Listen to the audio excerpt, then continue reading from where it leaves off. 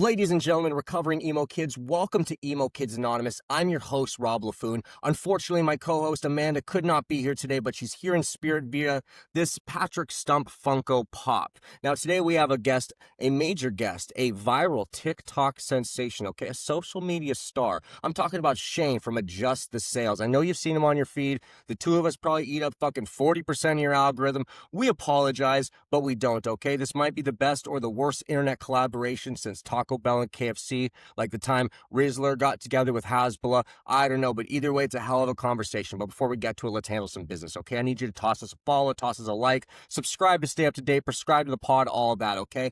At Emo Kids Anonymous, emokidsanonymous.com, at Emo Kids Anon Pod over on Twitter. Check all that out. We got a hell of a bunch of lists coming up. The BuzzFeedification of napnet is upon us. Neveraphasenetwork.com. We got Album of the Year, EP of the Year, Song of the Year, Most Anticipated for 2026. A fuck ton of lists are coming in December, okay? So I believe the week this is dropping, we're going to have the list start rolling out. So go check out neveraphasenetwork.com. Go join the Discord. Now, we're almost done here. Hang tight. Now, fellas, are you listening? We know that 1 in 3 of us just ignore our skincare routine. I call bullshit on that. It's more of us. We end up just fucking ignoring everything. We're using the same soap we use on our hogs, on our faces. Now, this face card is all we got, okay? And I'd like mine to be like a goddamn black card, okay? But much like the black card, you got to tend to it regularly, okay? You can't take on a balance. Now, that being said, my friends over at Brotege, my pal, my dear pal, Gabe Supporta, you know, old-time pal, relatively speaking, he has a solution for us here, and it's Brotege. This is good boy protection for bad bros, okay? Little dab of this, you rub it on your face, your shit's fixed up, okay? You take your face from fucked to fresh, just like that with this all-in-one face serum, okay? I know you're going to be advertised stuff where it's $200 and stuff like that. This is your solution right here, okay? Enter Emo Kids at checkout, brotege.com. There you go. You're welcome. First bottle, $10. Now, without further ado, here's my conversation with Shane from Adjust the Sales. You said you think you could really use a break. I said that's cool, but don't think I'll just wait around. Mr. Shane, Mr. Adjust the Sales, welcome to Emo Kids Anonymous. It's an honor to have you. You are quite the viral sensation. You're touring with some friends of ours. You pop up all the time. You make me laugh. You make me sing. You make me cry. Happy to have you, Shane. Thank you.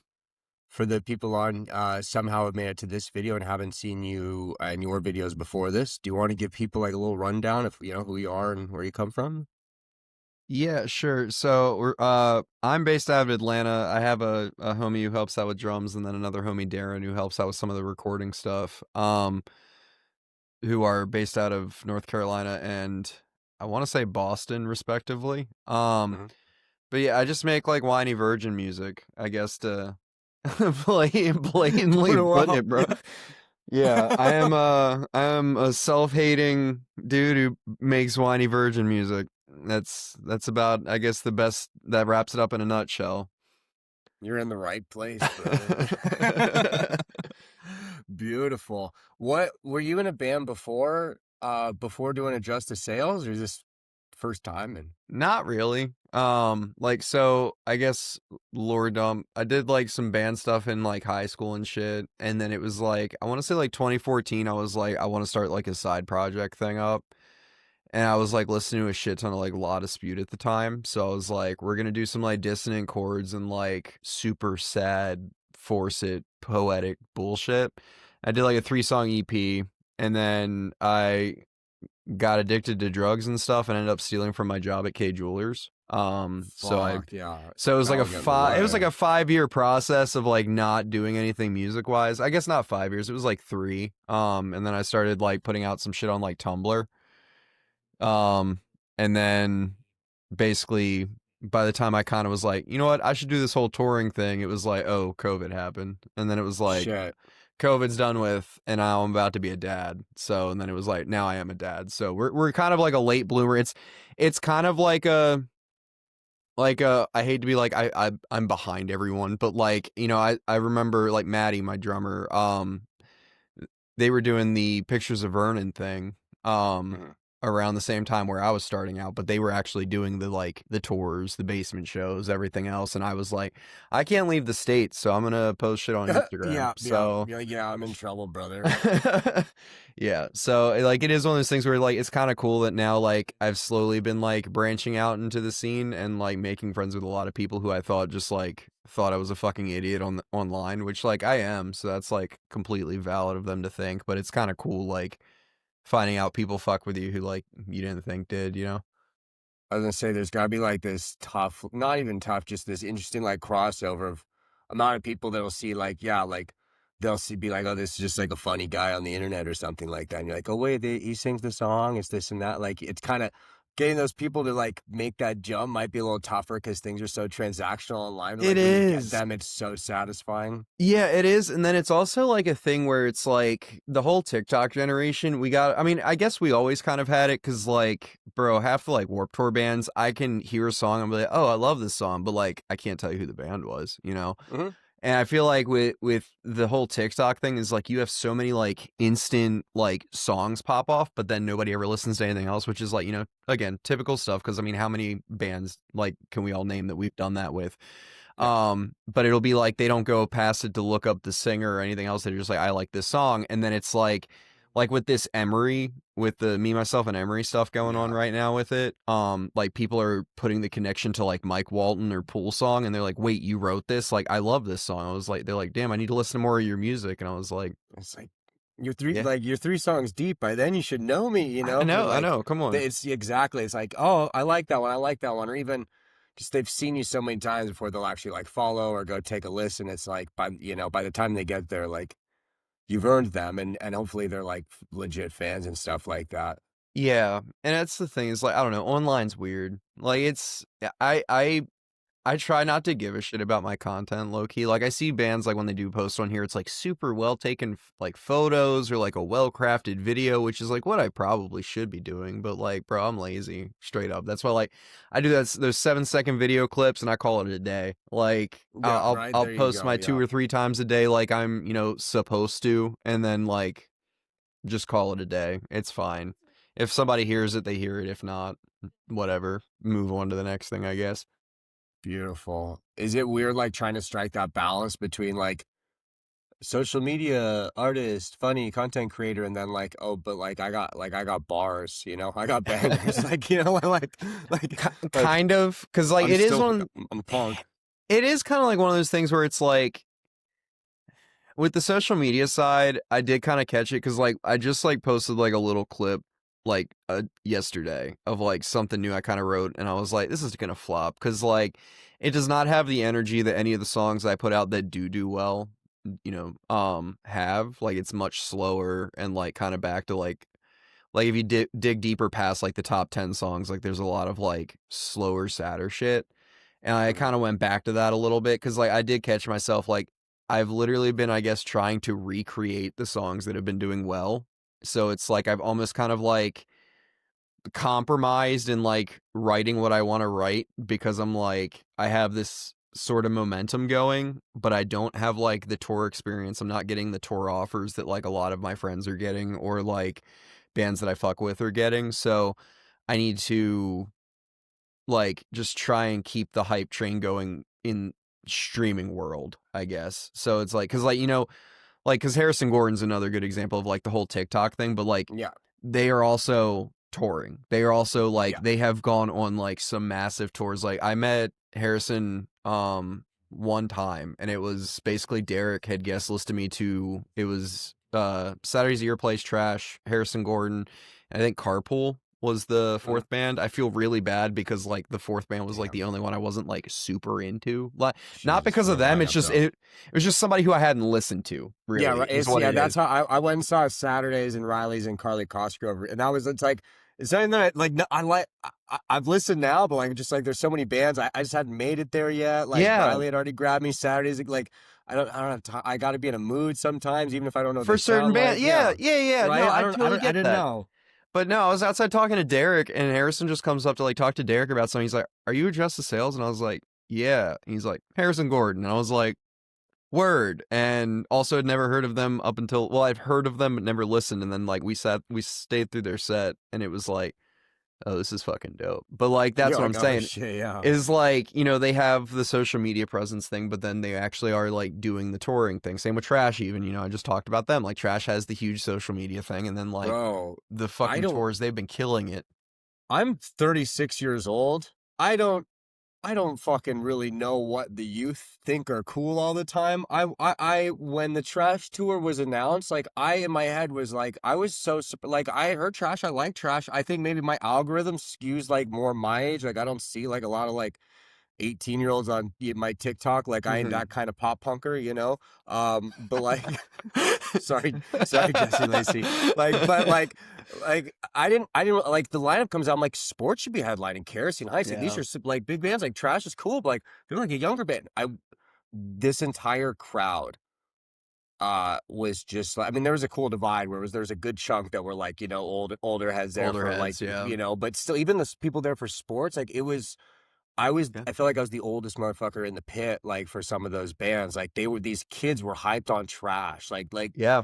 Derek is low key, like, is he the new, like, I don't like Gerard Way or Burt He is, McCracken or some shit? So my buddy, We Hate Rowan, we joke and we're like, Mr. Derek, president of Midwest Emo. And it's like, because that's literally the vibe that it's like that man gives off. And it's crazy because like, he's low key unk as fuck too. Cause like, he's not young. Like he's about the same age as me. If not, he's a little bit younger than me, I think. Cause like I'm 32. I want to say like Derek's like 29, if not maybe 30. But like that's the thing is it's like I found, because that was another thing that discerned me from like the trying to tour thing, was I was like, bro, I'm old. Like I'm old enough to like, I'm not, it's weird like doing this DIY thing when I'm this old.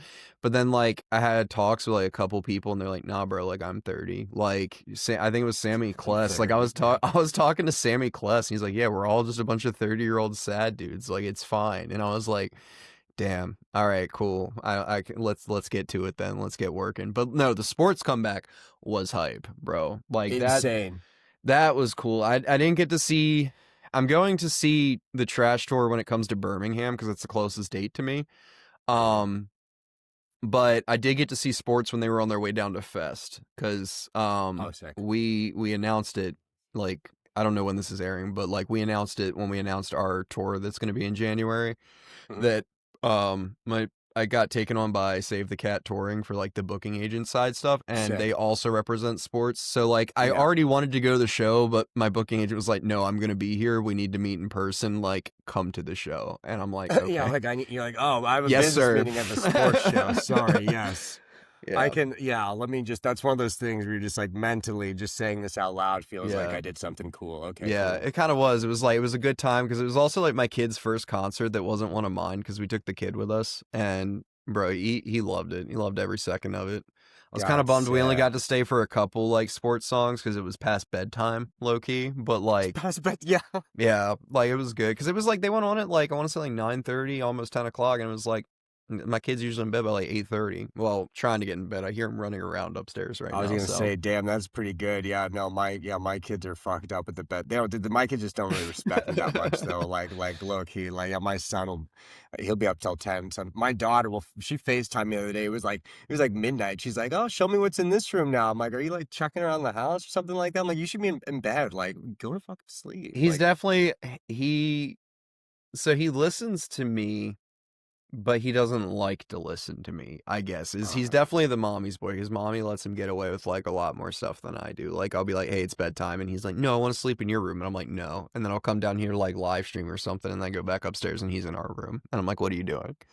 So I'm a pushover too. But yeah, like I'm just too tired. It's not even that I'm trying to be nice. I'm just too tired. Well, I think it's also, you said you have girls. I have a son and then a daughter. Yeah, my son. Yeah, but my son has like pretty strong like case of the autism. So it's like he's like 7 kids at once. Sometimes like just I feel that aggressive kid. Like he's a lot. Yeah. Yeah, you're doing all we can do is the best we can do, man. That's it. Like as long as my thing is with it is the way I'm going about it is like as long as he doesn't end up like super messed up and like he lives, I'm gonna consider it a win. That's a win. That's one day down. Honestly, yeah, pretty good. Yeah, there's really no handbook, so like expectation wise, it's pretty There good. there are, but like I got like my wife got me the Expectant Father book when we Oh were going yeah, through all this. there actually probably is legitimate Yeah, books. but Yeah, no, bro, I made it like 2 chapters in, and then I was like, you know what, this is pointless because I know damn well none of this is gonna work in practice, so I'm gonna just put this book down. Yeah, and I forgot I had it until like a month ago. A month ago, I found it in my trunk when I was cleaning out my car. So that's cool too. Like I remember talking to when we had sports on, I talked to Chris about it, the same thing where it's like, like you guys did Demon Days, you're miserable, young guy. Now you're like a grown ass man with like a wife and a kid and stuff. Like, how are you gonna be able to like write songs like this again? Like you're not emo anymore, brother. You got a nice life. Like I see your place. You got a whole room with just, your World of Warcraft or your Dungeon Dragon shit back there. It's tough to like make that transition. I think they'll be fine because it's kind of like what I do, bro. Like I've been married, I've been with the same person for about like 10 years now. Okay. But like I'm still writing the whiny I miss my ex shit.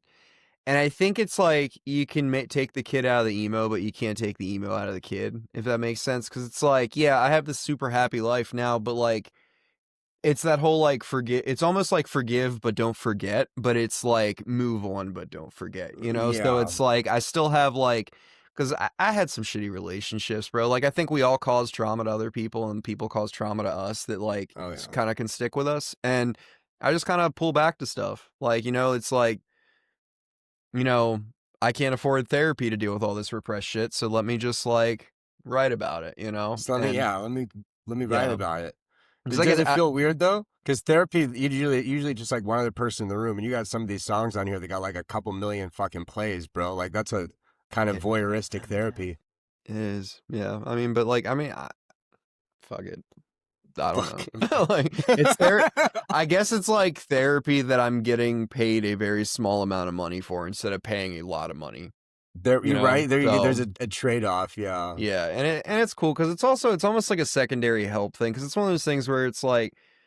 Because like my wife is a very big church goer, so like she's one of those things where she's like, I don't know how to deal with this thing, and she doesn't even know that this thing's necessarily like a bothersome until like she goes to like a sermon or something. She's like, oh, I needed to hear that, and I think like the whole music thing's very similar. It's no secret. Like we all listen to the fucked up music we listen to because we're like, damn, this dude's fucking sad as shit, and so am I. This has helped me through this. Like connect to it. Yeah, because like when my grandpa died, bro, like I felt so bad because like I teared up a little bit, but like I didn't like really, I felt it, but like I didn't like let myself feel it, I guess. And I was like, maybe it's because like her grandfather died like a month before, so I was like, maybe I tried it all out for him. I don't have anything left for my grandpa now. But then I was like driving home after the funeral, and Heem Wasn't There came on from like Hot Mulligan, bro, and like. Not Waterworks. I had to pull over. I could not see. Got like, you then, yeah. Yeah, and it was like that song still fucking gets to me because like I drove down to Alabama like 2 days ago so I could go get hit with a chair for a tour promo video. I saw that. We'll talk about that in a second. Yeah, yeah. So I went down to Alabama for that, and on the way home I was like, the wife spent the night with her grandma. I'm gonna like take my time. And that fucking song came on again. It's like fucking 10 o'clock at night, probably 11 o'clock East Coast time. So like I'm on 11 o'clock time, not 10. And that song came on and I was like, let's listen to it again. Like just kept like, I was like, now's the time. Let's feel all the feelings, bro. So just get it out. Yeah, get it out of the system. Get it all out. Yeah. No, same. There's like certain songs. It'd be like uncontrolled. Like I'll just hear it. It's like, I'm not even like sad. I'll be like smiling, but just like, I'm like, you just can't fucking like it's shit. Pavlovian response. Yeah. So the chair shot. Yeah. Alabama. Mm-hmm. How did this come to? Because this is the sickest idea. I remember seeing a Frank Turner video where he does this. He gets his ass beat by CM Punk. And I trained to be a wrestler for a while. Hell At the same time, I was going to music school, and I was always like, if I ever make a music video, like I should get my ass kicked in the ring. And I saw that, I was like, that's genius. It's genius fucking promo. So there's a couple of thoughts behind it. It was Juan, the guy who drew up our tour flyer. Like when he sent it to me, he's like, we're gonna have like adjust the sails above the tour name. We'll have like a Money in the Bank type thing with a ladder. It'll be people climbing for it. It'll be like wrestlers all over, and then we'll put like Dear Cincinnati and the other touring band because at the time we hadn't decided if it was who it was. We had somebody I wanted to drop them since day one. If they listen to this podcast, this is the first they're going to hear about it, but they low-key just got canceled, and also they were irrelevant before they got canceled, so I don't really care. But I wanted them off since they're a band called Florida called Better Place. I've never even fucking heard of this band. That's my point. There's no fucking relevancy. No. But I say, because you got Dear Cincinnati on there. I love those motherfuckers. No, I know. And low-key, yeah. I know we're not supposed to talk shit about other bands, and I feel like I do it way too much, but like, I'm just gonna basically, they were flaky. Every experience I had with these people, they were flaky as shit. I tried to kind of get them off, but we were like, no, let's give them a shot. And then we got a DM from somebody who was in the band who was like, hey, just wanted to let you know I'm no longer going to be on the tour Better Place. I just can't deal with the singer anymore, because I think it was a lot like me, where it was like a solo project and they brought people on. Like, I can't deal with him. There's a bunch of shit. There's going to be like a Twitter post, whatever. And I was like, okay. So like, I told Pat, and Pat was like, yeah, let's get him off. And let's get ahead of that one. Yeah. And yeah, I saw the post after we announced the tour, and it was just a buttload of shit. And I'm like, I know a couple people who have heard of them. Like, there was somebody who complained that Better Place didn't come to the Atlanta show that they dropped, but like, I don't know anybody who knows them, so it's fine. But like, basically, that's the side of the point. The side of the point that we should get back to is that it was a wrestling tour flyer. So I used to play Yu-Gi-Oh a lot. Like, I have like 2 Yu-Gi-Oh like store championship trophies that I'm looking at right now.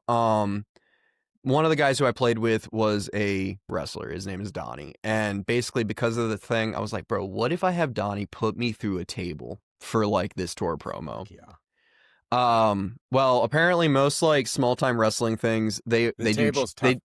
Yeah, it's because I started thinking about it. I'm like, I'm sure tables are expensive. I should buy one. So I looked it up, and it was just regular tables. And I'm like, oh, these are like not a breakaway thing. Like, this is an actual table. And it's like, yeah, they just take the bar out so people's backs don't get cut up. Mm-hmm. Most small time wrestling things now do doors, because you can get a door for like $5.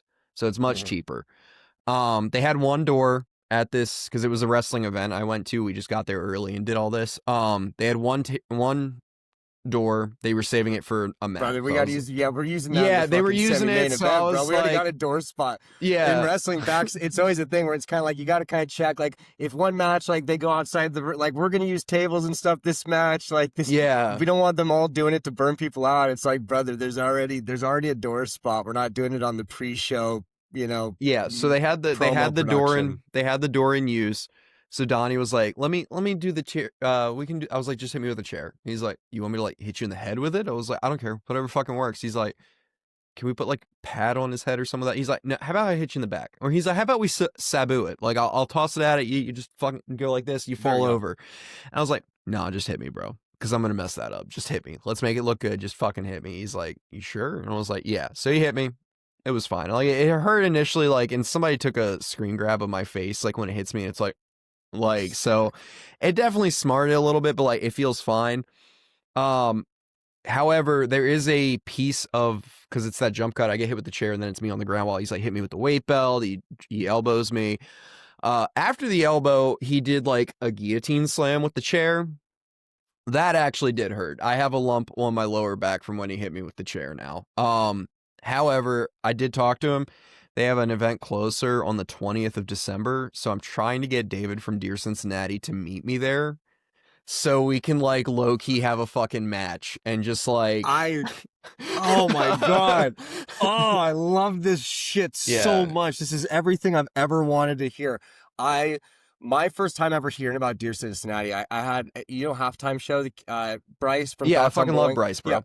Yeah, Bryce is the fucking shit, and I had them on, and it was the first time. My co-host Amanda has been dealing with the family thing, so it was her first time missing, and I was like, fucking, all right, we got the boys here, like, any bands you want to fucking fight or anything? And they started talking about shit about Dear Cincinnati, and I was like, I recognize that name. They pop up on my TikTok or something, and I hit them up. I was like, yo, I had these guys on, they were talking shit about you. You got to come on. Yeah. Dear Cincinnati came on, and they're some of the coolest. Like, I felt so unk with those kids. They're angels, and then it turns out they fucked up recording on their end, like, and it didn't record anything. I felt so bad. Oh, am I supposed to be recording this? Oh no, it's good on ours. Ours is Okay, working. word. You're good. You're good. I am. No, Word. I you're was like, good. You're good. No, no, it was on me. There was a notification that said like it's not recording on their end. I assumed it was some random bullshit because it looked fine, but yeah. I felt so bad. But yeah, that is genius. I mean, it works for hip hop. It works for everything else. A feud. I grew up a wrestling fan. I think there's so many correlations in general about like indie music, DIY music, and being a wrestler, indie wrestler. But like, fuck, man, like some fucking You a gotta have match your between you and David. you gotta have like your fucking what's it called? Your Burt McCracken and Gerard Way beef, bro. Right? You Everybody's gotta gotta like have their cook beef. up.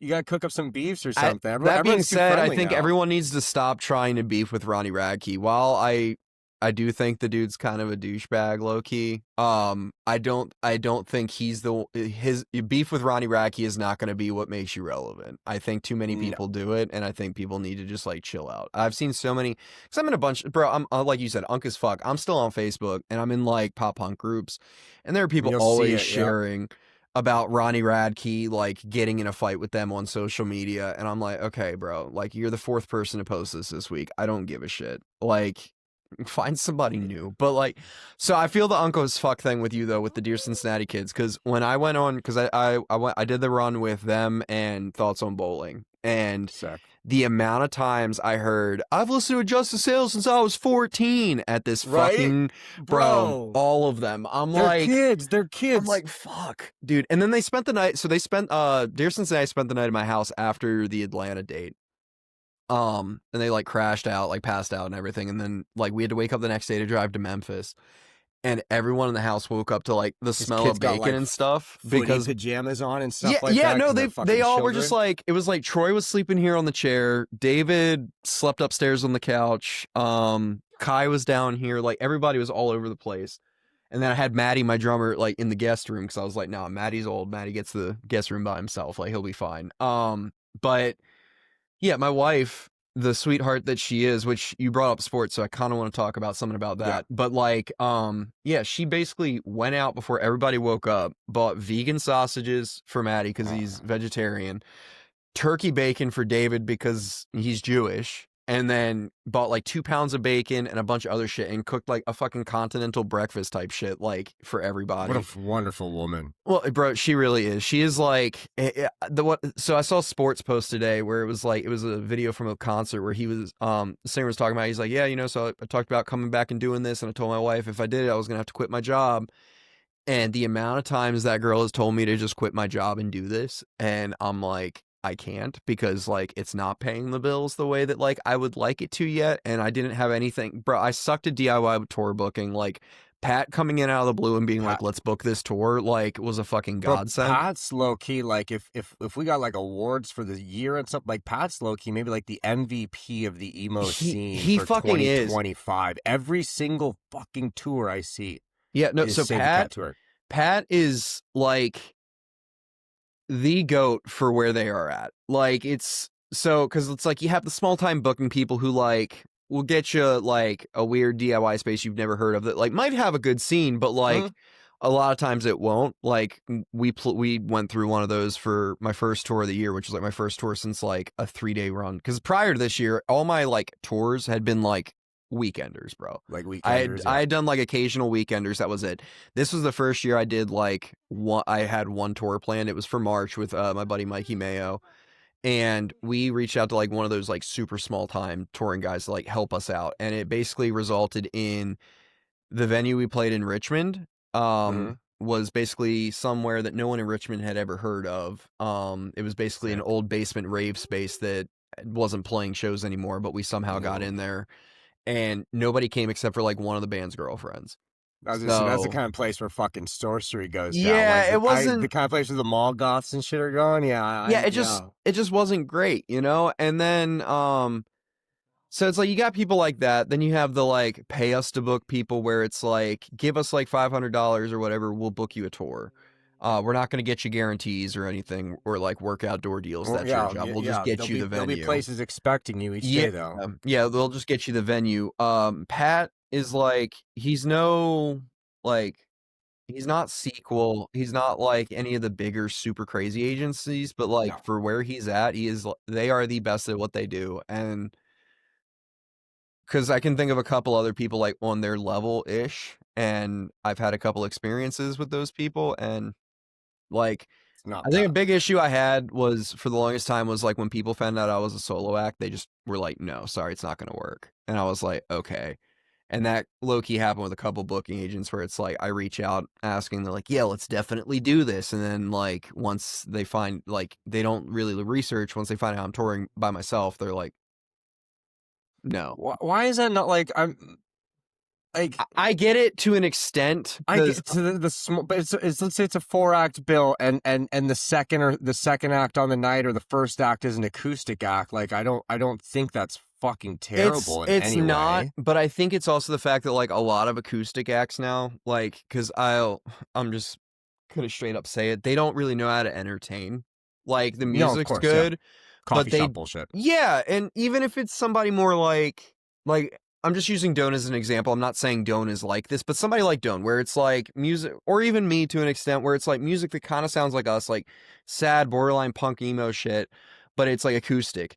Like even if we play shit like that, like you have to be some level of entertaining. So like even before I Yeah. did like the backing track shit or the full band-esque shit I'm doing now with Maddie, when I was doing shows acoustic, because like I opened for like Carly Cosgrove, Apes of the State, games we play, like a couple other people, like when I was doing acoustic stuff locally, like I never wanted to just go up there, hold my guitar and sing and then just like be like, thank you, next song. But like a lot of these bands do, like, so I would just low-key, I just made fun of myself on stage. I basically did what I do online, but on stage. Like I made fun of myself.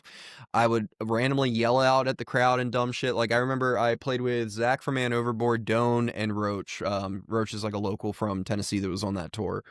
Sick. And I was like, yo, I want y'all to mosh for this. And I was like still playing acoustic and like, yeah, no, some of the fucking kids who like regulars came out and saw, like started moshing to, I think it was like, I Don't Miss You Just Sex. It was before we had the redo out. But yeah, no. So I think that's the thing is a lot of acoustic acts don't know how to like put on a show. And I think that's like booking agents pay attention to that, you know? And it's like when they're booking bands that like have a little bit of a heavier side, like your Leisure Hours, your Michael Sarah Palins, like they're less inclined to like go with an acoustic act. The kids are there to crowd surf. They Yeah. see they're like, this motherfucker's a cigarette break or something. So it's like that. yeah, so I get it, but also at the same time I'm like the same as your boat where I grew up going to see like the acoustic acts at Warped Tour. Like Yeah, there'd always be like, before they someone being got there. yeah, before they got canceled for like, you know, taking Yeah. 13-year-olds into their, you know, dressing room. I'm not That gonna name the motherfucker bands, has but DM'd like me so many times. yeah. So damn, I said we shouldn't talk shit about people. I'm out here talking.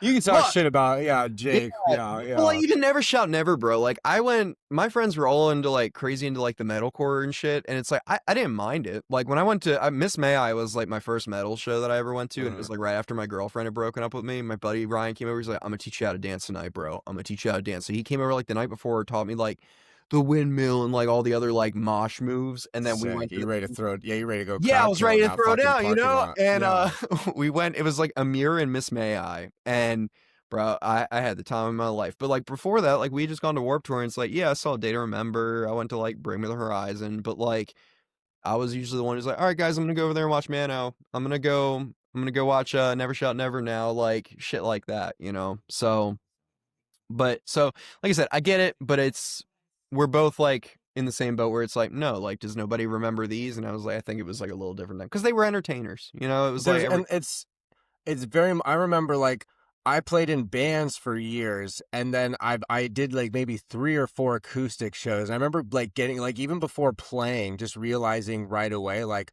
okay, this isn't the same thing. If you just play music, you're gonna fucking lose them, kind of thing. Because like with the drum, this like they cannot avoid you with that. Whereas with like acoustic thing, like they can avoid you, they can get around it. Like you need to crack jokes, you need to be funny.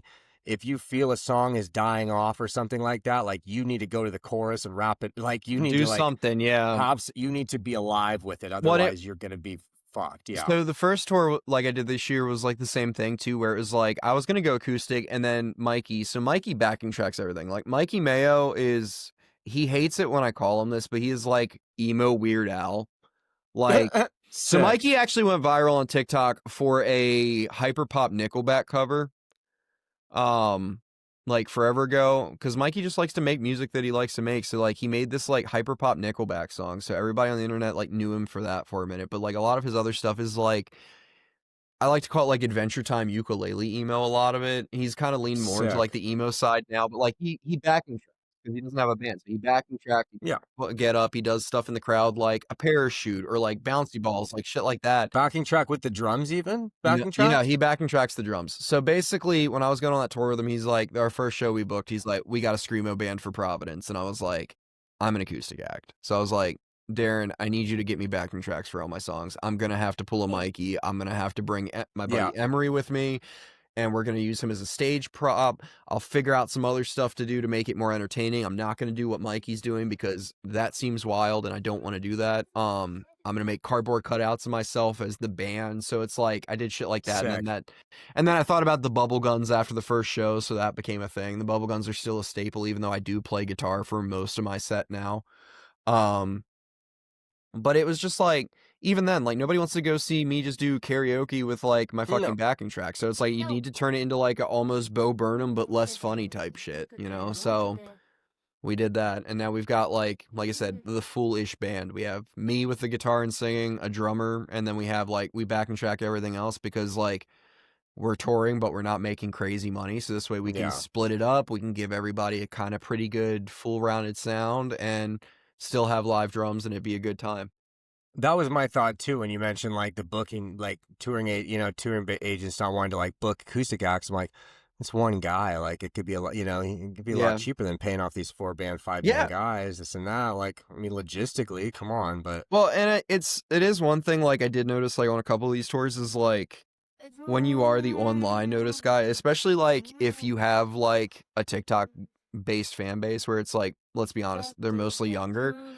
Getting shows on the road and everything that like have age limits can kind of suck. Like That's a lot. tough, yeah. The last 2 Atlanta shows I've played have been like 18 up or 21 and up or something, and they also were not at a great venue, low key. But like the age limit was a factor in like kind age of limit's messing up tough some of our regardless attending. in any sort of genre that's not like adult contemporary shit. Like but yeah, when you factor in like the TikTok thing, plus like there's that like same thing where it's like getting people to go from your funny video to actually listen to your song, getting them to actually leave their house and pay the $20 for a ticket. Yeah. Like as a promoter, it's like, well, fuck, is this real? Yeah. Well, so that's like one thing, because it's like it is that whole thing. It's like, oh, I have this many, because like that's everyone's like Spotify metrics are bullshit, and it's like quite frankly, yeah, they kind of are, because like just because it says I have like this many listeners in this city doesn't mean that many people are going to come out. So like that is something that like over time I have become realistic about, and why like straight up, you have these kids on the internet where like if I respond to a fucking comment, they're like, oh my God, I can't believe you're like talking to me, not to make fun of them, but like that's, they have like the same reaction we would have if like, somebody from like the Warped Tour era talked to us. I'm like, bro, I ain't shit. Like I straight up, I will be the first person to tell you I am not fucking shit. Yeah, the internet has made it so like, because I was going to talk to you about metrics too, so it's funny you bring this up, where it's like everyone's numbers are like, even in our world, where it's, I remember I'd make these posts where it's like bands that should have been bigger, and it was like Coheed and Cambria, and people are like, Coheed and Cambria is huge. I'm like, yeah, to us in our world they're massive. I mean, like they like talent-wise, like could have been like The Rush or some shit. Like they could have been a Pitchfork band. Like they could have been, main staging festivals and not just like main staging Warped Tour at like 4 p.m. Like or main staging like a fucking 5th tour of Taking Back Sunday. Yeah, those guys have like toured together so much. They toured, nonstop, and it's like they should be a level above. It's our world is only so big, and like. That being said, Coheed hosts a carnival festival, like a cruise line festival every year. So like they can't be that, like they're definitely, I'm with you that they should have been bigger, but they're doing okay. They're doing okay. They're doing don't get me wrong. Yeah, they're filling up a fucking boat. Yeah. I wish I could host a fucking like festival on a boat. That'd be crazy. Right? Yeah. That's some Andy Set Samberg sails with shit. Adjust the Sails, baby. Let's go. Right. It's literally in the fucking name, honestly. Yeah. I feel like this is something that's supposed to happen. It is. It will. So you mentioned metric stuff, and kind of mentioned earlier we were like trying to recreate songs, this and that. We're in like a world now, especially with like between streaming stuff and like posting content, where you can see like down to the second, things like that, what people react to and what they like how good of a thing is that to have, do you think, as like an artist, and how fucking like bad and detrimental could that be? 'Cause It's a it's a little lot. bit both. It's good. Like the information's good. I always think information is good. Mm. So it is one of those things though where you need to keep a calm head about it, because it is one of those things where, like, not to sidetrack, but like, so this current like pop off, okay, like I hate to call it a pop off, I hate like saying it that way, but like it is what it is. Like my song went Mhm. from getting like 5,000 streams a day to has gotten 30,000 I saw streams per I saw a month thing now. like Yeah. 8 months ago, like a Reddit post that was like, oh, something about Justice Sales. Like, I don't know, he's got about 80,000 monthly listeners. I was like, Yeah. motherfucker ain't got 80,000 anymore. That Reddit Damn, post like. got me in my feelings, low key, when people were just like, I feel like he's like trash, but even less, because I guess like Derek goes through a lot of the same shit. I saw some where they were like, oh, these social media, this and that. I saw that, Yeah. and as someone else that also posts fucking shit on the internet, I was like, Yeah. let him hate. They're the know. consumers. You have the app. You're the one staring at me, motherfucker. Like, And so that was one of the last conversations I had with Sammy Kless, because I think I low-key scared Sammy off, because I like was texting him when the Me, Myself, and Emery like weight loss trend thing started, and I was like, bro, all these people, because there was a bunch of like people who like had what was backlash for it. they did a weight loss trend on your song? There was a weight loss trend of Me, Myself, and Emery, because I got this idea to do like a glow up trend, because like, bro, I've lost like 100 pounds since like last August. So like I kind of did like a comparison side by side, and Yeah. it was like the part of the song where it's like, you said you think I should lose some weight, that shit cut deep, so all I said was same. So I did that showing like my transition, and I posted a thing saying, hey, it doesn't have to be a weight loss thing, but like, why don't we do this for like a glow up trend? Like, you know, we're all glowing up and shit, like, you know, feel good about yourself, like look at where you've come. And of course, most people took it the weight loss route. And then a couple people who are like pro eating disorder, there was like 4 videos out of like, geez. it was like 4 videos out of 4,000. Because I was literally, I'm so chronicling online, I was watching every single one of them. There's like 4 videos that were kind of pro Anna that like popped up, but then there was about 30 or 40 of people complaining about those 4 videos. So that kind of started getting in my head, and I straight up asked Sammy, I was like, what do I do about this? Fucking microcosm for the internet right Yeah, there. and I had like a fucking mental breakdown about it, and bro was like, dude, you just need to chill, and we haven't talked since. So I think like low-key me crashing out on Sammy about it, he was like, I'm tired of you, like leave me alone. But I think the metrics thing, the details are good. Like, it's really good to see like what's working, what's not. But like, you can get into your fucking head about it. Because it's like, you know, this is why I hate having the tism, bro. I have like the tism and ADHD, so it's like I know what I'm saying, and then I offshoot, and then I offshoot again. But like, yeah. Back to the original question, I think it's good, but I think you need to not get in your head about it. And the reason for that is because like, not during this pop off, but past pop offs, like the Mike Walton one or anything else. Like, I got to the point where people hated how much I was posting the songs, because I literally would look at the metrics, and if it was like, I would correlate that my numbers dipped down with like a day where like I didn't have a video that did a bunch of views. So then it was like in my head, I'm like, oh, I need to post again. I need to post until I get something that has the views so that the number goes back up. And I'm like, I'm going to fall off if I don't do this. And it was just really bad. And I think that's one of the big things that it equated to me being like so fucking annoying online, was it was like I got stuck in this cycle because of that. And it's like, I think a big thing with it too is like, I found out like earlier this year, I'm like, I have like no testosterone, like crazy, because I have a fucking beard, but like, the shit was like, my testosterone was in the toilet, and that was kind of it was like a vicious cycle with my weight and everything, because like I was a big guy, like, so it was like I was probably low testosterone because I was big, but the low testosterone made me get bigger, so it was like a thing that just kept going. So like, once we kind of got that under control, I started TRT and everything. I don't really have that as much. Like, I'm not really as depressed anymore as I used to be. I'm not as anxious as I used to be. So like, I don't really stare at the numbers as much. Like I do, I wake up and I check, I'm like, okay, we're at 260,000 monthly listeners today. Cool.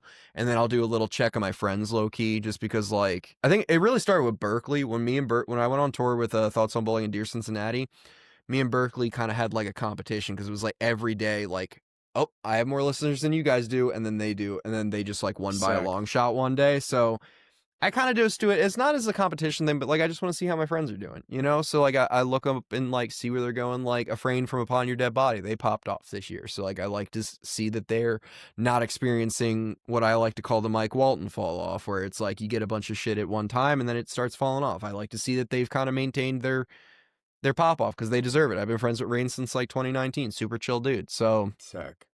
but I think it also can cause like a unicorn effect where like you're chasing that high, and just to kind of, I guess, also talk about other analogies since like I'm also a recovering addict. So it's like you want to chase that high again. It's like, oh, I got that 3 million view video. I need to do it again. Give me that video. Give me that. Give me that serotonin. The things like you said. You're trying to like, especially with like algorithm stuff and like how it's, especially TikTok. It's like, brother, there's no real explanation for this. It Like, really isn't. I have something that I know is, I'm like, this is actually quality shit right here, and then it'll do 700 or something like views, like Well, and it's like the wrestling promo.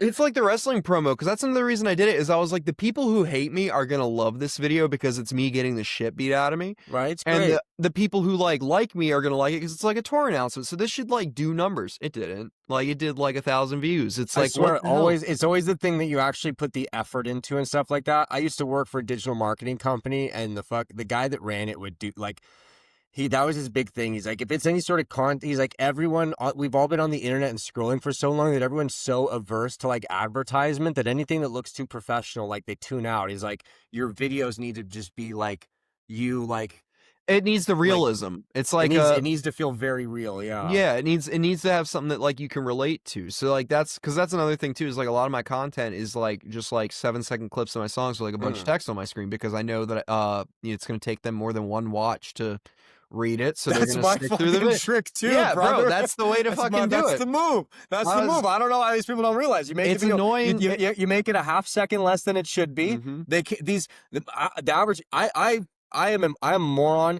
and I'm probably in that top 20% of readers in America in terms of ability to read. Like, if I can't read it in that time, like, it's gonna take the rest of y'all two watches to read it too. Well, it's like, then I get the people who complain. They're like, I'm so tired of seeing you on my For You page, and I'm like, well, stop trying to read my videos, bro. Like, this is it, you're doing this to yourself. It's the For You page. It is. I say this in every podcast I do. I'm like, it is called the For You page. That is my biggest concern with the issue, is people complaining about me and me being on their algorithm, when I'm like, you did it to yourself, you stupid. Bro, yeah, I'd like to think, this is honestly fucked up, because I hear it all the time from people where it's just like, Robb is my entire feed, this and that. I'm like, this is some fucked up Taco Bell and KFC shit we're doing right here, where this is like, you're like, God damn it, both of them. Well, bro, who cares? I can see the one guy with his trash can, the other guy lip syncing behind his thing. Like, yeah, fuck. Like, whatever. It's their fault, bro. Stop watching us, I guess. When people comment stuff, I'm always like, now you're gonna see more of me though, like frowny face. Like, I'm sorry. Like, I just keep it going. I keep it going. So I got to the point where like, I don't even care, because I realized that these people were never gonna fucking listen to me anyway. I don't care. Like, I'm sorry if my little 7-second video is the breaking point for you, why you're not going to listen to my music, you weren't gonna fucking listen. I wasn't gonna get you anyway. Yeah, so like, I don't fucking give a shit. I think people also respect, like, people like think they want, like, it's this like customer's always right, TGI Fridays, it really is bullshit mindset where it's like, I'm special. It's like, no, you're not. Like, you're fucking East Coast enough. Like, I like being over there where it's just like, there's this asshole, like, kind of just like, you're not fucking right. You go get a sandwich. It's like, this is how the fucking sandwich comes. Like, we're not putting your shit, We've worked the retail, or we a lot of us have worked the retail industry. A lot of us have worked the food industry. The customer is not always right, bro. We know that, right? So let's fucking stop doing that. I'm never coming back here. That's fine. Make my job easier. I don't care. But like, I got to the point now where like, because I used to do what you do, where it's like, I explain to them that it's their fault, but they're not going to want to hear that. So now I just like hit them back, and I'm trying to find like an equivocal way to do the whole like, who? Let them start talking, cares, like that thing. Yeah. I need to figure out how to do that through comments straight up, because like, oh bro, there's so many times I want to do that. They're like, I fucking hate you, and I'm like, who? Like, and then when they start saying, I'm just like, cares? Like, I wish I could like comment in real time like that. Like, I wish every comment section was low key like a live chat that you could just do that shit with. Yeah, they deserve it sometimes. They deserve it sometimes. But like, I'm like, you're the one scrolling here. You're the one that found this. You're the one who watched. Like, I don't know what to tell you, brother. This is on you. You should go outside. I assure you, your real life is more enjoyable than this right now. I mean, it probably isn't, but like, you're giving them more credit than I do, so that's fine. Yeah, right. Yeah. Shit. No, it's a weird. Yeah, the internet's a nice place though. You know, it's a nice place to find people despite all this. Oh, There's still benefits. it's You the know, golden age to be a musician, bro. Like right? Yeah. like the fact that like I have built an audience, like even if it is like one of those things where it's like, again, online numbers don't mean anything, whatever, sure, but like I still have people listening. And Mhm. like being able to do that without going on tour nonstop, which like now I'm getting to do and I actually love. Like I will be honest, like we do have something in the works for like April that's like a 5-week thing. That kind of terrifies me just because I've never been out longer than like 5 days. So like even the January thing's like a little bit in, but like it'll be fine. Because January's 10 days. But like Yeah. going from like 10 days to like a month and a week is kind of like, it's fine. It's just I hope my van doesn't blow up because I'm gonna be all over the fucking country. But um, it's just the golden age. Because like, bro, I remember like being in like shitty little bands back in high school. Like we used to have to go to the mall every like Friday, look for the scene kids, go up to them and approach them and be like, hey, buy this ticket to my show for my band that you've never heard of, and like Right. Like, how can come I see convince you us. to buy something? Yeah. Or let me go to a show so I can kind of like, what's it called, cut somebody off as they're trying to leave and be like, here's a CD of my band, listen to it, Yes. please tell me if you like it. You're Now I having to can like harass them and like I'm physically. It was especially like late 2000s, before that too, but late 2000s, early 2010s still. Like we're basically the equivalent of like the skincare kiosk guy, like essentially, yeah, no, waving you down, like here, let me put musicians were this in just your people ear. trying to sell them Dead Sea Salt scrubs, bro. That's all we were, Yeah, hell yeah. and then even then, like before TikTok, like bands were just doing the whole neck deep thing where we were following all the people who followed bands we thought we sounded like, Yeah, hoping they followed us back, and then cold there DMing our was music. there's a dead zone. And we did like a whole episode about it. There's just this dead zone between like MySpace and TikTok where like Instagram, Twitter, like Facebook, like these were like more like social net, especially Facebook was more like social networky. Like you couldn't really, if you tweeted a fucking banger that was hilarious, it didn't leave your algorithm. Like it was just, unless people all retweeted it, you know what I mean? But like it couldn't leave your thing on Instagram. It was only going to the people that followed you. There really wasn't, the explore page wasn't as popular yet. It didn't work the way it does now before TikTok. But now like there's countless bands where it's just like, oh, we kind of popped off online, and it's able to like, that hasn't been the case the last fucking 10-15 years. And I think that's why there's like this kind of dead period where like everyone's either like a rapper or something like that, best case like like folk or country like that. And there's, or like in our world maybe they're like metalcore bands or something like this, like a lot more heavier produced stuff, whereas now it's like you can fuck around, you can make a band in your basement, you can record a song. It's easier to record now more than ever. And it doesn't even have to be a good song, low-key. No. Like, it's like, You need a because good like, part. yeah, like my thing is like I get that like I have some bars and like Darren has made the music sound good, but like I'm sorry, bro. Mike Walton basement version had no right blowing up the way that I am that song's biggest hater. I am not a fan of that Like, fucking this shit song. sucks, bro. So you're like, I'm redoing it. Like, like you guys need to listen to this one instead. Yeah, no, and like I gave up on that because I understand why people like, because it's like it's the same reason why like. It's just something about, I guess it's the charm of like the scene and liking the very shitty sounding music. Cause it's the same reason why like, I guess I never really got into Panucci's Pizza, so I never really had to be upset about it when they got canceled and shit. But like, or not even, I hate to use the word canceled. Basically, when Lou got outed for being a piece of shit, let's call it what it is. Yeah. But like, I tried listening Cancel it to him. almost sounds like something happened to them. Yeah, no, like I tried listening to him and I'm like, I mean, I get it. I get it. I really do. And I can like understand how like influential this was like at the time, but like, I don't know, man. It sounds like shit. Like there's a couple songs that like I can really see like I would go out of the way to listen to if I wasn't such a, typical TikTok white knight and we don't listen to support shitty artists. Yeah. It really Don't has listen to nothing that to do shit. with that. But like, I couldn't see myself like going on my way to listen to him, even if it was. It's just something about like, I guess I'm a production snob, even though my music sounds like shit. But like, that's my point. It doesn't have to be good music. Just make the fucking music, put it out there, make some silly, stupid videos. Make some.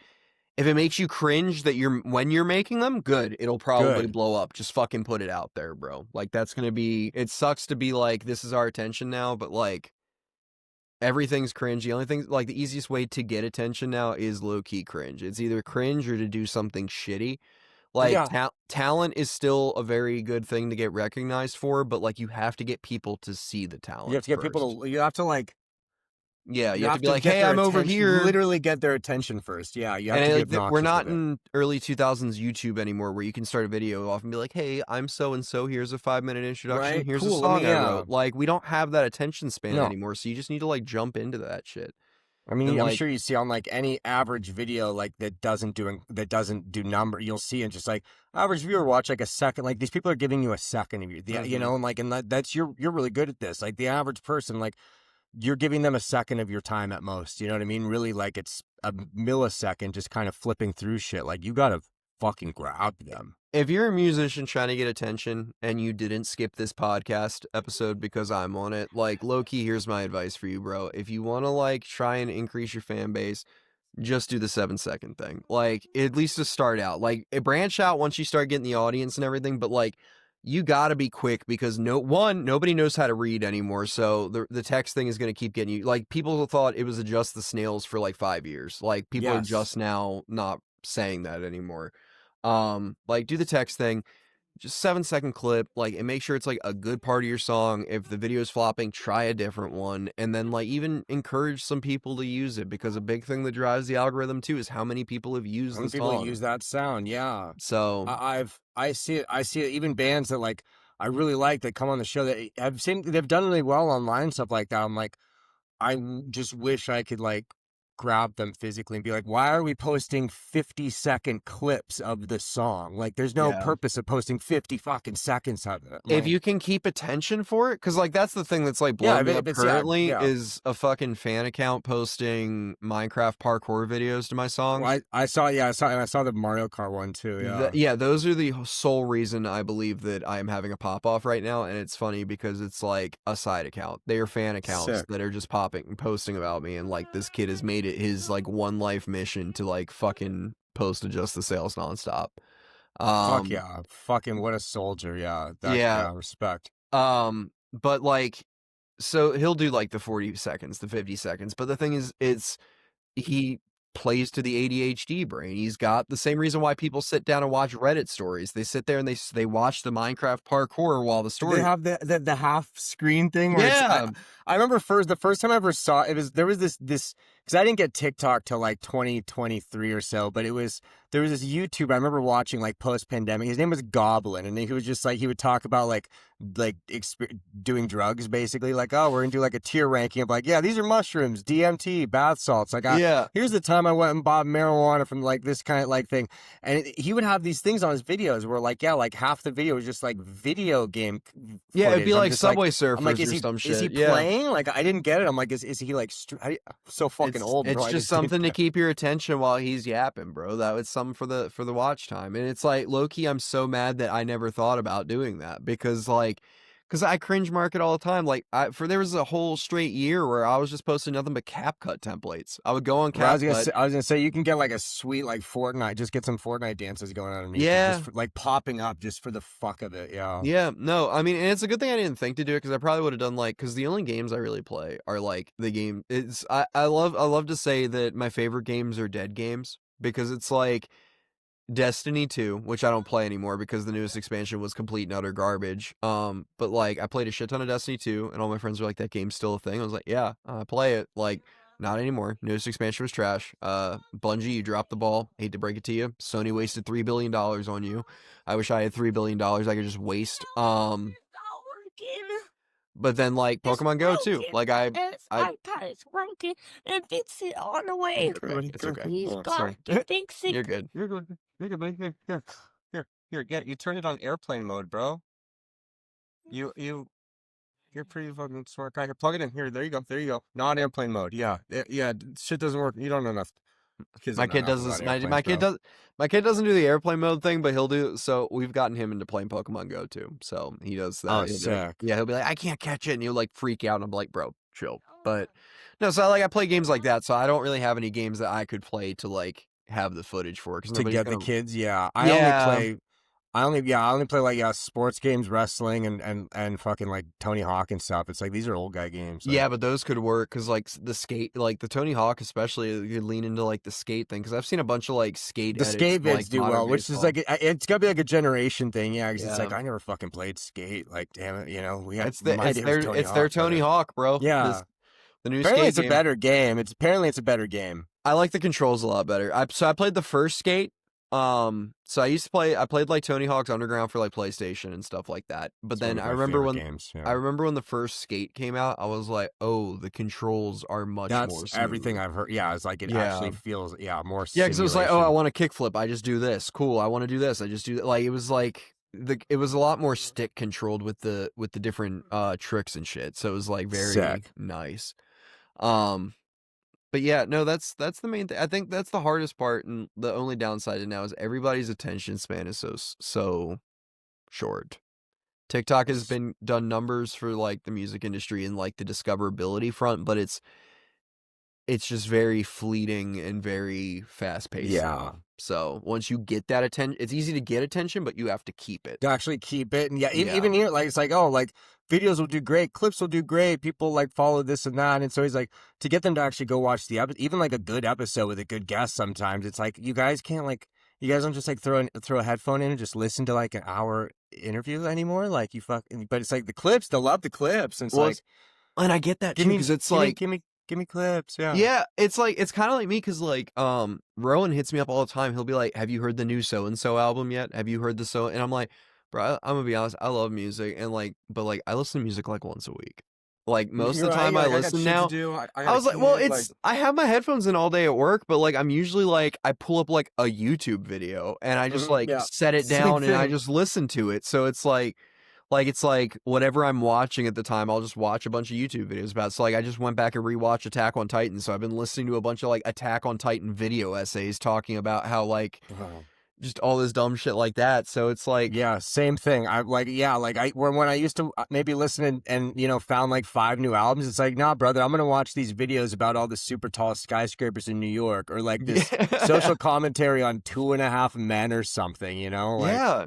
So it's like it sucks because like I get it because that's the same thing too with the music thing. Is like I remember I used to be really weird about it where I was like, okay, if I can just get like this many listeners and have them listen every day and like all this other shit. Like I played like a bunch of weird mental math games. your mental math, where it's like, then this will hit that, and it's like, brother, the numbers it's like lottery. They're just kind of going. Yeah, I know, and I'm like, bro, I have to remember how I listen to music. Like even when I do listen to music, I'm like, I don't listen to the same band every day. Like I don't listen to the same song all day every day. No. I sleep for 8 hours, so I'm not going to be getting those streams from that person at 8 hours. Like, and they're not going to just be listening to me. Like, it's one of those things where, like, I don't know what math I was doing, bro. But I think, like, I don't know. It's just, that's what I was saying. I think, like, that's the big thing about music. It's just, like, you just can't get in your head about it. Like, you're supposed to be writing the songs to kind of get out of your head, I guess. So, like, don't let it put you back in there. Like, don't, like, I hate to be that guy who's like, if it happens, it'll happen. But, like, just do what you can do all the right things, and just like grab the moment when it fucking comes, low key. Like also, don't like stop over like analyticing it, almost in the sense of like it's easy to start looking at everything like numbers, and at the end it is numbers, but it's like if there's 20 people that really really like your shit and they're listening regular, like that's cool. Like it's go really find cool. 20 people on the street and have them tell you they really like something you made. You'll feel really nice. Like like that's. It's tough to look past those numbers. Or it's easy to look past those numbers. It is, and that's like one of the things that like used to happen to me. Is it was like a little bit of jealousy seeing like people I fuck with or I'm friends with like do big numbers, and it's like I'm like, oh, I'm only stuck at 50,000 or something, and then I'm like, bro, that's enough to fill a fucking football stadium. That's fucking wild, right? Yeah, I was like, you fucking. I thought, bro, when I hit 5,000 monthly listeners, like back in like 2018 or some shit, I was like, I'm hot shit. Like I thought I was like the hottest fucking thing. I was like hitting up venues trying to DIY book like a weekender. I'm like, what do you mean you don't want me to play here? I'm just the sales bitch. Like, buddy, yeah. And then now I'm like, I have 50,000. It's not enough, and it's like, bro, shut the fuck up. You pretentious little bitch. Like just fucking like just be people happy. Are vibing. Yeah, there's people out there spending their time making fan accounts with video game clips making funny memes with your songs. Like, that's cool. Like, that's affecting people's lives. Well, God and damn it. it's like I'm really grateful now. Like now that like I think a big part of it, like I said, like we said with the testosterone thing earlier, I think it was because like my wife has noticed since I've been on the TRT, like I'm less depressed, like all this other shit. You on And that like shit like The Rock is on kind of thing? Like, I'm that's on, same kind of, like, so I'm on Androgel, so it's like a gel I like. It's usually oh, given to okay. like trans kids when they're like, or not kids, but like trans people when they want to transition. Like a lot of times they'll do the Androgel. I was doing the shots. I was doing a once a week like actual testosterone needle in my leg. But then like after I lost all this weight, I guess like the veins got closer in my leg, so it was harder for me to find an area where I wasn't gonna shit. bleed. And it's like a little blood, sure, but it was like frequently when I pulled the needle out, I had a gush of Oh, Jesus. so it was Yeah. one of those things where I was like, bro, I need to get off this. I need to like get on the gel. So I'm on the gel now, which like now it's a bunch of doctor's tests where like, cause my numbers are of course not as high as they were when I was on the shot. And also there's some other side effects that I'm having to deal with. And it's just a whole hot mess. But like she's like, yeah, you seem less depressed. And that's the thing is like a little personal life stuff. Like I kind of realized that after like crying on my way home from Alabama. I'm like, I need to apologize to her because like before I got on all that shit, like we used to have a lot of like fights about stupid shit, and it was just me getting upset about stupid shit, and it always got to the point where I was like, I can't talk to you right now, I need to leave the room. And I was like, I'm sorry I was that way, like ever. Like I was live on TikTok last night, and I literally like look over at her and I was like, yeah, I meant to apologize to you about this yesterday, but it was like 11 o'clock, I didn't want to wake you, but like I'm really sorry I was ever that way. And she's like, yeah. yeah, You're hormonal. yeah, so like that's the thing is like I think that's a big factor that played it into like that mentality with me back then too, with like the kind of like jadedness was like the numbers were down. I was, not taking care of myself. So it's like rather than being this younger early 20s dude who like had 5,000 monthly listeners, fuck yeah. Yeah. I'm instead this like You're older. You see yeah, the I'm people this on Facebook you're friends with all have like a yeah, jet ski now. You're like, I'm like an almost 30-year-old dude who like a bunch of people I went to high school with have like these crazy fucking jobs. And I'm like trying to do the music thing still, and I only have like the 50,000. So like I feel bad about it, but it's like, no, bro, like what are you doing? Be fucking grateful. Cause it's like I just told Dear Cincinnati that shit. Cause they're like, yeah, because they are grateful. They're like, we have 50,000 monthly listeners our first year. I'm like, yeah, that's fucking crazy. awesome. Dude. Insane. Yeah. Insane. And I will say, bless those boys, dude. So those much. kids are sick. They were, yeah. So, the kids, there's this weird, like that little Missouri, wherever area, there's like this weird incest thing. All the bands cross over. Like when they were here on the bowling tour, like I was talking to talking to Troy about it, where I'm like, I was like full on unk, like, with the cigar kind of like, you're a child, like this is insane, bro. Like there wasn't bands getting like venues like this now. Like this is insane. This is a wild time. It's like a gold rush thing in our genre. There's Hot Mulligan right now. I'm like, in fucking 2 years, there's gonna be like 7 Hot Mulligans. Yeah. You can be one of those Hot Mulligans, like, and you got multiple like you guys are, fucking get it. It's funny you brought up Berkeley. That motherfucker. He stage dives at this show, and I catch him, and he comes down. He looks over me. And he's like, oh shit, Rob. He's like, I didn't expect to see you in the pit here. And I'm like, motherfucker, I'm not that old, dude. Like I can hang here, like I'm like, is this fucking asshole? Like it's bro, I love Berkeley though, because even though he's like so tiny and young, like bro has like the mental like faculties of like a 40-year-old man. Like because Dear Cincinnati's van broke down on that tour. And it was like at our Memphis date. So I was like, okay, we need to figure all this out. And David, of course, was like, oh, we got it. It's fine. No big deal. And then next thing I know, like 2 o'clock in the morning, I'm getting a call from David. Hey, I need you to come back to Memphis and pick us up. Luckily, we were only like 20 minutes away. So like we stayed in East Memphis instead. But like, I was like, okay, bro. So me and Berkeley, I was like, Berkeley and Maddie and everybody went to get food. You're going to have to wait. So then they come back. Me and Berkeley get in the car, and because low-key Maddie's baked as shit, and I was like, Maddie, look, because this is also when the National Guard was like doing their shit in Memphis, so I was like, oh shit, okay. I don't need to get pulled over with Maddie, and Maddie like freak the fuck out, so Berkeley, you're gonna come with me. We get like 10 minutes into the drive, David calls, we're just gonna come to the hotel, the truck driver's gonna bring us to the hotel. Okay. But like Berkeley and I like low-key have like this very like dad conversation with David once he gets there. We're like, David, what's planned for tomorrow? He's like, oh, we're gonna figure it out. I'm like, no, David, we're What's not the gonna plan, figure. brother? Yeah. You need a plan, bro, because like the show tomorrow is 2 hours away. It's not like tonight where we were only 20 minutes away. We have to drive like 2.5, which end up being closer to like 3 or 4 hours to get to Conway. You need to make sure the van's fixed because we can't get a phone call at like 5 o'clock that we need to come we back can't do and the get 2 you. a.m. thing again. Yeah. Yeah, There's so going to be in East Memphis, brother. yeah, so it was just like, I don't know, it's just funny. Berkeley's like such an old soul, and then David's just wild. But like, I want to say bless this Dear Cincinnati boys too, because like they are so much more excited for me about like the current trajectory than I am. Like, Sick. when I hit 250,000, like Troy called me to congratulate me, like it was They're my the fucking they're the fucking bro. I can't say it enough. Like if there's yeah, one band like that, like, but I swear to God, like we have a Discord. Join the Discord down in the description. We have a Discord, and like I've said in there after, like I was like, yo, I would adopt these motherfuckers if I yeah, could. Like I love these. Like these are the homies. They're great. Like they're sweethearts. Like just fucking sick, like smart. Like same words. Like I remember talking to Sean, bass player for Sports, and he's like, I've been really like tight with, the drummer for, Thoughts on Bowling, pretty young kid. And I put together afterwards, I was like, oh, it's Troy. I'm like, well, yeah, these kids can't even drink yet. Like you guys are older than me. Like, yeah. late 30s guys here. Like, Well, and it's just crazy too, because let's be honest, David can be a lot though. David can be yeah, very, yeah. I've talked to so many people where it's like, I love them. They're kind of hyper though, and I was like, yeah, Yeah. you gotta be honest. Like, David, when he was on here, bro, he was like, and by the way, let me say, fuck Israel, fuck this, like, fuck this, these bands, these guys that got canceled, these pieces of shit, and I'm just like, one of the reasons I was so bummed our episode ruined, because I was like, that motherfucker was on. no, Like, he goes the fuck off. That was real. Like, that was good. Now, every show he goes off on that shit. Like he doesn't just talk, and it's so funny too because he's like he makes jokes. He's like, bro, I'm the worst. He's like, I'm like literally the world's worst Jew. Like I've heard him say that like at least 3 times. But like it's just funny as shit because like he's just wild. But like I get it too because it's like, bro, I imagine being 19 and getting to play shows with like bands you've listened to since you were 14. Bands you listened to since you were like 13, 14 years old. Yeah, and you're getting treated as like an equal. Yeah, I'd be fucking excited too. So like I'd be an asshole. Yeah.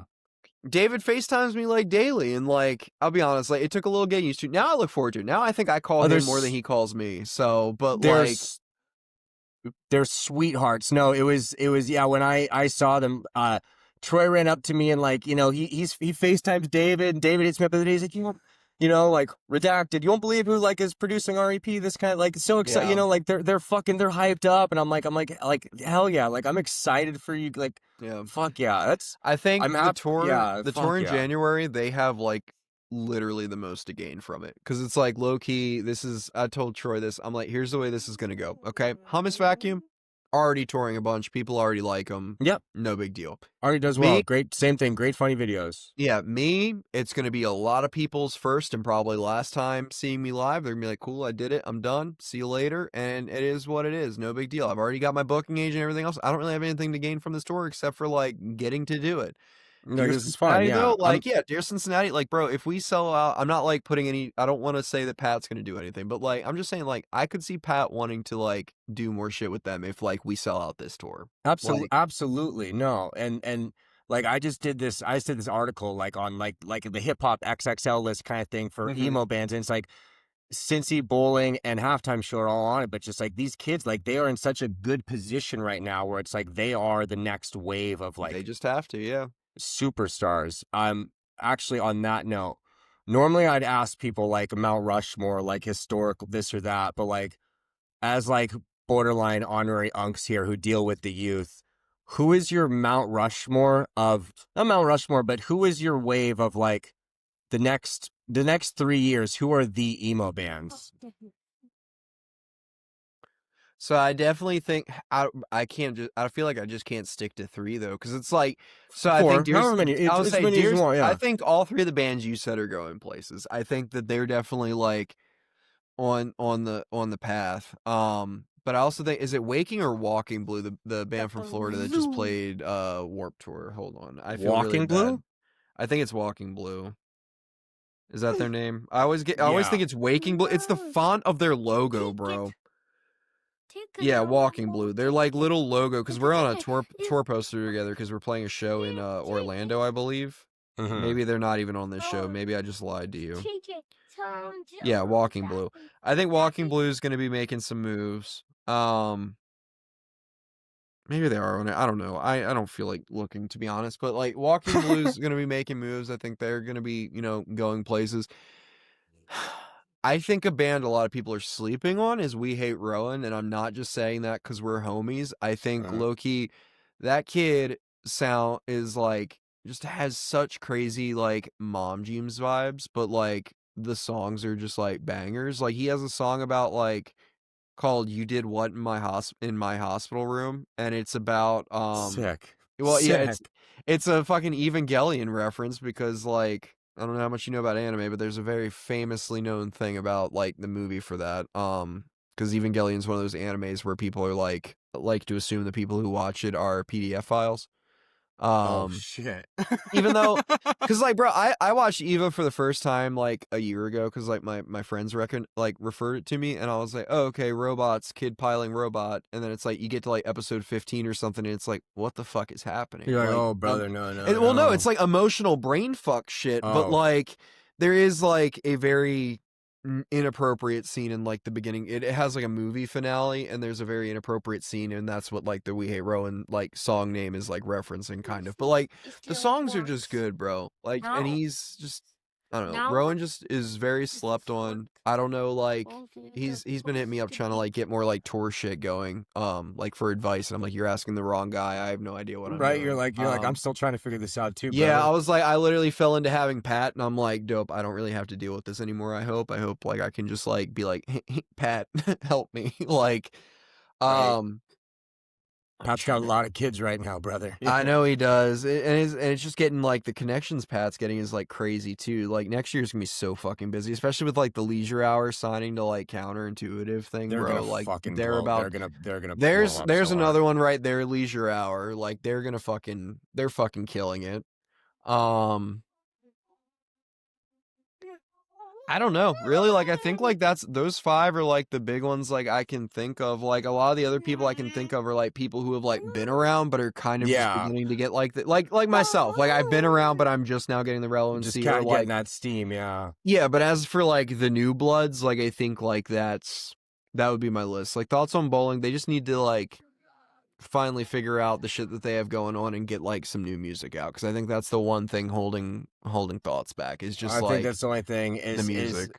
Between them and halftime. It's a matter of they're gonna go as far as Bryce wants each one to go, and like because I asked him when we had him, I didn't realize he was in Thoughts on Bowling yet. I was like, you're in both, like. It's like, how do you balance this? He's like, I don't know yet. He's like, we'll find out kind of thing. I want to say we're probably, when is this like one of those, because I'm so used to like doing the podcast where it's like, oh, we're gonna air this in like 5 months or like something like that. Oh no, this will probably come out like if this doesn't come out, it's either gonna be Friday or Monday or something. Okay, probably, yeah, but no, all I'm gonna say is Bryce does kind of need to figure it out. That's all. Knowing some behind the scenes shit, like Bryce does definitely need to figure out, like, right. You're balancing two bands that are basically same. Like, yeah, it's tough. Well, and especially if you're going to be doing like, if they're going to play together, like, yeah, that needs to be figured out. So that's going to be a fun time, I guess. Because like, have they really done any shows together? Has he done any like shows where it's been halftime show been and Thoughts on both? Bowling? I'm sure they've maybe done a couple. Maybe I think like home there. They haven't toured. Yeah, because I could see, like, because, like, bro, like, looking at it, it's, like, them and the other bands we've talked about, and then a couple of, like, the friend bands, like, thrown in there, like, that's bound to happen at some point. We're bound to have a Thoughts on Bowling halftime show tour at some point or something, so they're gonna probably have to figure that out.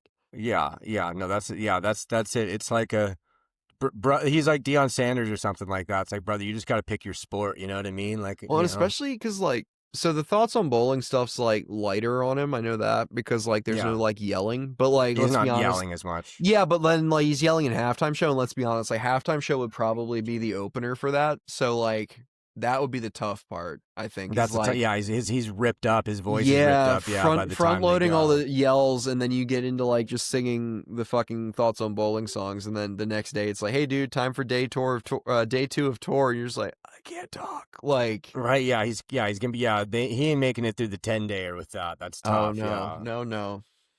it's all these bands that you mentioned, just to bring it back before we wrap it up, like they've all of them have EPs produced by Derek from Trash.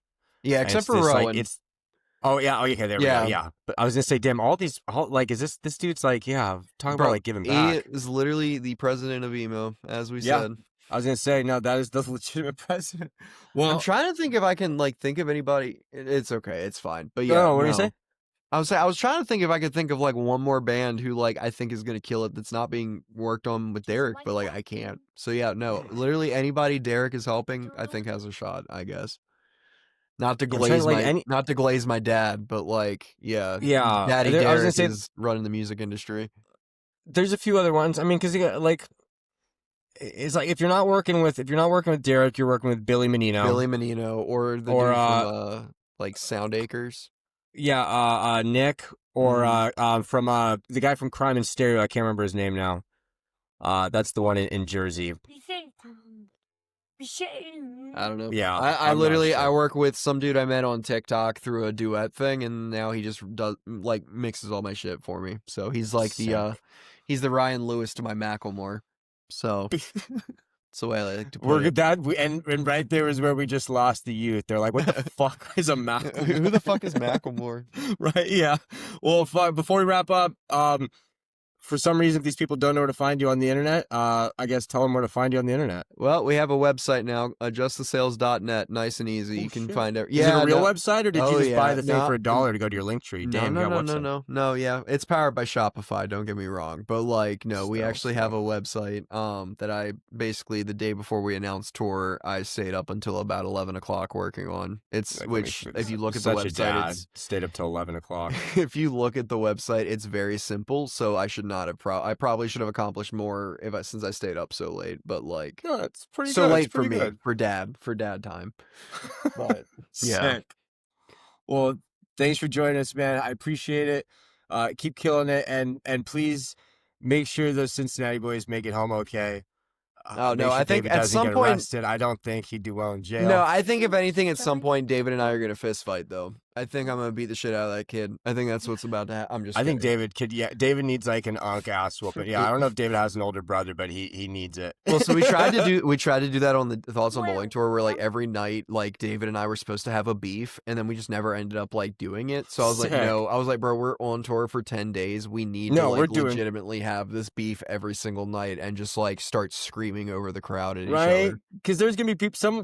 If you get like 3 or 4 people in each city like posting TikTok videos like at this show, and like the bands keep fighting or something like that. Like that's a good angle. That's a good angle. I do feel for Hummus Vacuum because like they don't know me like that, so I keep saying like in the group chat, I'm like, y'all are gonna regret saying yes to this. Right, I like, can't wait until like day 2. You're tired of me and David, bro. Like their Law Dispute video makes me think they're a good fucking time. They'll have fun. Yeah, I think they're gonna have a good time. I think I'm very happy we have them rather than the other band now. So Yeah, no, fuck that other band. yeah. Sorry, Better Place. Not really, but like He's in a better place. Yeah. Okay. Well, on that note, I'll talk to you later. Shit. Talk to you later. Later, brother. Yeah. Thanks, man. No worries. This show is a part of the Neveraphase Network, a collective of creators dedicated to keeping the spirit of the scene alive. Our network of creators make social media content, they share music news and reviews, and of course bring you great podcast content. For more information, please visit neveraphasenetwork.com and follow Neveraphase Network on Instagram, TikTok, and YouTube.